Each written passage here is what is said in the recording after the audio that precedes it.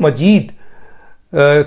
کل تک عمران خان صاحب، شاہ محمود قریشی اور ان کے لوائقین یا ان کے منسٹرز یہ کہتے ہیں کہ جناب اسد مجید جو ہے نا انہوں نے بتایا ہے، اسد مجید جو ہیں انہوں نے یہ مراسلہ بھیجا، اسد مجید انہوں نے یہ خط بھیجا ہے کہ پاکستان کے خلاف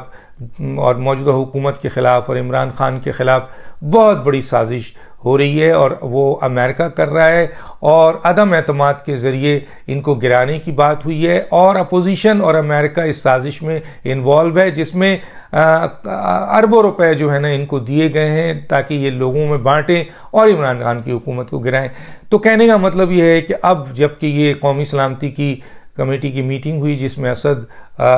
مجید صاحب نے ریٹن اسٹیٹمنٹ دیا ہے کہ یہ سب لغو بات ہے، سب جھوٹ ہے، یہ ایک ڈپلومیٹک مراسلہ ہے جو کہ عموماً ملکوں کے درمیان ہوتا ہے، ہاں سخت لہجہ ضرور ہے لیکن کسی عمران خان کے یا کسی سازش کا یا ان کی حکومت گرانے کا یا کسی اور شخص کے انوالومنٹ کا کوئی ذکر نہیں ہے،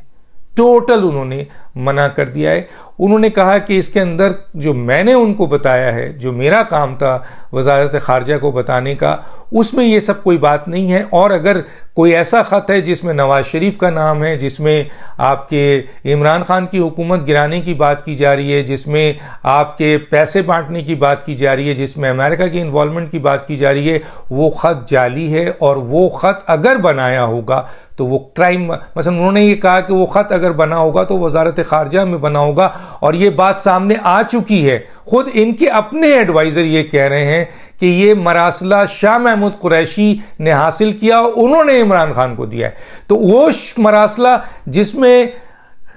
نے بھیجا ہے وہ یہ کہہ رہا ہے کہ کوئی چیز نہیں ہے، وہ ایک نارمل ڈپلومیٹک مراسلہ تھا جو عموماً ڈپلومیٹک کیبل جو ہے وہ سفیر اپنے وزارت خارجہ کو دیتے، اس میں کوئی ایسی بات چیت نہیں ہے، اور انہوں نے ریٹن اسٹیٹمنٹ دیا ہے جس کا برملا اب وزراء بھی کہیں نہ کہیں پریس کانفرنس میں کسی جگہ بتا رہے ہیں جو وہاں بیٹھے تھے۔ تو اس میں کرائم ماسٹر کون ہوا؟ کرائم ماسٹر اس میں کہا یہ جا رہا ہے کہ جی شاہ محمود قریشی ہے، کیونکہ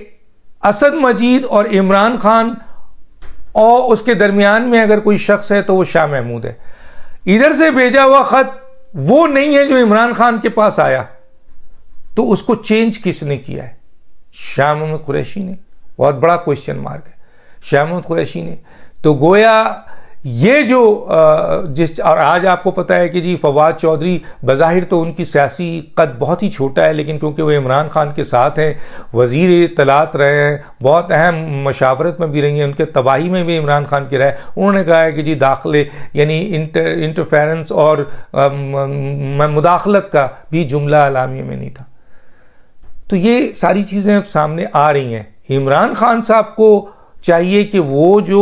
سب سے پہلے تو وہ شاہ محمود قریشی صاحب سے ہی پوچھے کہ جس شخص کو کے مراسلے کو آپ میرے پاس لے کے آ رہے ہیں خط، اور وہ خط میں آپ میرا بھی ذکر ہے، عدم اعتماد کا بھی ذکر ہے بقول عمران خان کے، اس خط میں آپ کے نواز شریف کا بھی ذکر ہے، اس خط میں حکومت گرانے کا بھی ذکر ہے، تو یہ بتائیں کہ اسد مجید تو وہ نفی کر رہے ہیں کہ انہوں نے ایسا کوئی خط ہی نہیں لکھا، تو یہ خط کہاں سے پیدا ہو گیا؟